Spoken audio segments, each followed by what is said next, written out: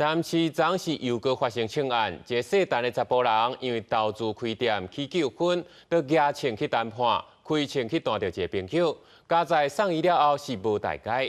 影这个开枪的男性，嘛伫咧4点钟过后，家己炸枪去投案。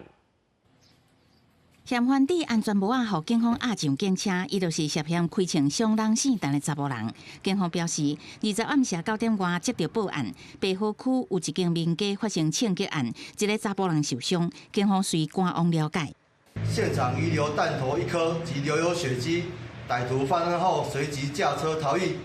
本分局获报后，立即成立专案小组，积极侦办。警方调查，这件枪击案是因为投资导游馆股东发生纠纷引起的。死重的查甫人迄暗谈判就早改造的底枪，谈判的过程开枪伤人逃走。不过伊的身份随互警方掌握。4点钟后，死重的嫌犯就早前甲警方投案。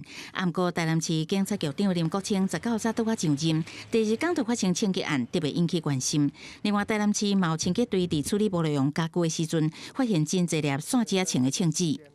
回厂区倾泻的时候，那个有7颗子弹哦，从废弃家具那从中掉落出来，很有警觉性，马上就通报我们班长，那我们班长就赶快打电话给警察局，那警察就马上来我们厂区做一个处理。